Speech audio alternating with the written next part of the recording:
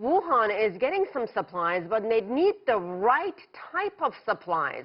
What would that be in this sort of situation?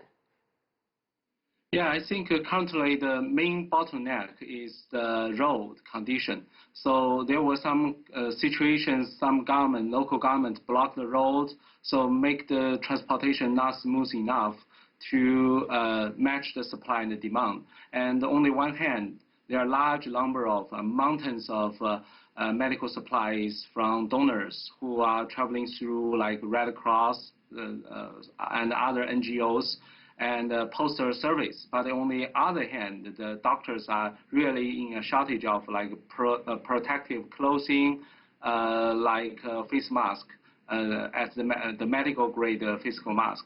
So those are the mismatch between the two. So it's really important to make sure the road is, the condition is good, smooth, and without being blocked.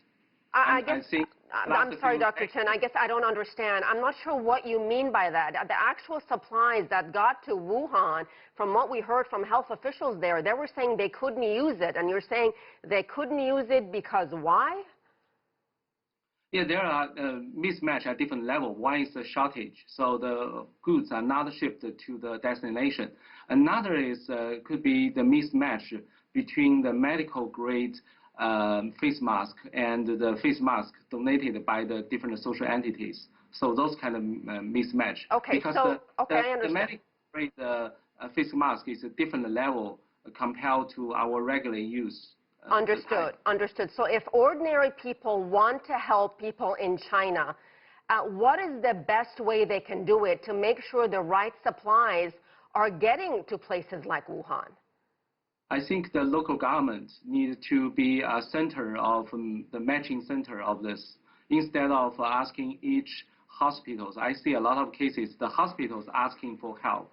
So that makes this matching a very complex issue because we have so many hospitals and the matching will be very much complex. But if there's a local organizations or officials like health officers in charge of like coordinating those medical supplies, that would be even better. And I know that there are some cities nearby, near Wuhan, but they are not able to ask for help from Wuhan because Wuhan is already in a very dangerous situation and very overwhelmed health facilities. So they have to ask for help directly from the society. But that makes the matching process even more complex. Well, so I think there should be a voice from the government. Let me ask you a question about this virus. There have been some mixed reports out there, and I just want to get your take on it.